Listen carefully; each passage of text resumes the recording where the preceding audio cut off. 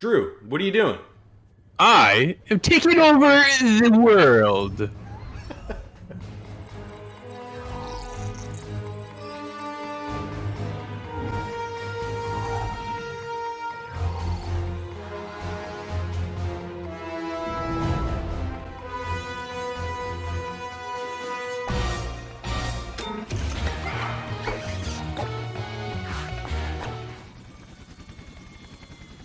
Corey, you and I are going for World Domination and Evil Geniuses 2. We got early access and hands-on with the game.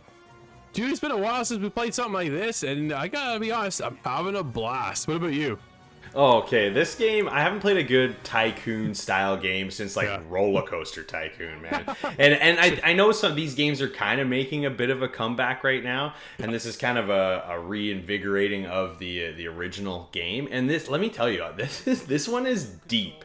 We kind of get thrown into it. I thought the tutorial when I first got in was done really well because there's a lot of things to cover here. We get to Oh, yeah. choose between a couple different evil geniuses, and the idea is we're building up a layer inside of a mountain, and Yeah. the whole idea is we kind of put up a casino style front, and Yeah. we're building our base kind of in the back rooms of the mountain, and the whole idea is to grow your empire and keep the heroes that keep kind of the agents that keep kind of trying to come in and infiltrate your base. You try to keep them out, and there's so many different things you could do with this game, man. I was kind of a little overwhelmed at first, but not in Yeah. a bad way here, because I just really enjoyed my experience right from the beginning. Let me tell you, what caught me was the audio. What did you think about the audio?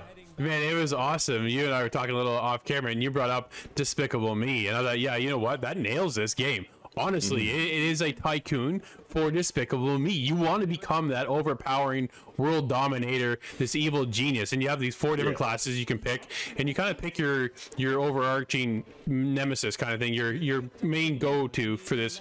Who are you going to command? I've got this girl named Emma, and she's got this like chair she sits in, and she got spider legs and stuff. But these evil geniuses that you control have perks and stuff, and that's what kind of really sets it apart. Is that when your guys are infiltrated, sometimes having your evil genius near one of these people will kind of terrify them, or make your people even more powerful. Or if your evil genius is just crazy and wants to just dominate your own minions, then you can send them to speed up the process of you building things and researching tech and kind of going out and doing all this stuff. And one of the parts that I like the most, Corey, is actually being able to go out and gather other parts of the world and start dominating outside of what I'm already building at home base, in a sense. It's really cool. But the audio, coming back to the audio, dude, that is spot on. That the charisma that comes through all the voice acting and the minions themselves, the minions don't sound stupid. You know what I mean? No. You get a lot of minions just sound so dumb and irritating, and they actually feel like they're there for a reason and a purpose. And I thought the game just hit home.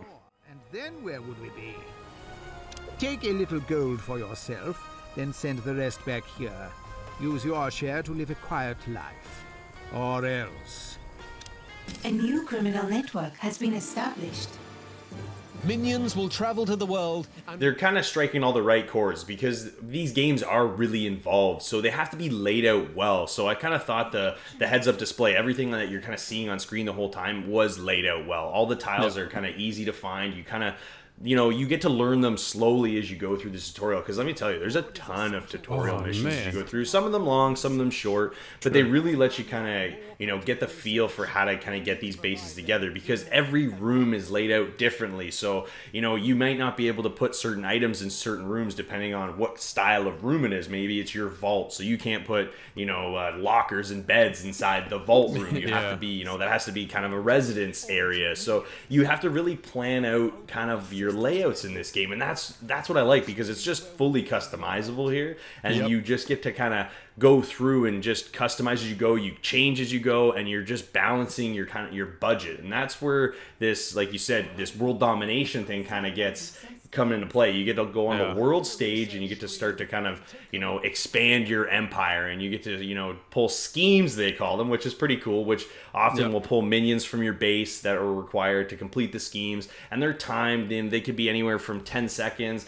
so far I've been up to ones into the 45 to an hour and a half kind of range. So there's some time here where you have to wait, where you build up your funds. So there's a lot of balancing that comes into play here. So as you can't just go crazy with upgrading, you really have to kind of pick and choose what you want to do as you get through this one. And honestly, if I had to gripe about anything here, it may just be the fact that there is a lot to take in. So if you've never played a game like this before, as well as it's laid out, you may feel slightly overwhelmed, because when they kind of release you outside of the tutorial, they kind of throw a few curveballs at you, and you got to start to kind of figure yourself out real quick. So if you're not quite ready for that, you might have to, tone it back. But there is difficulty settings here too, so you don't always have to jump in on the hardest. You can start on easy and kind of work your way up from there.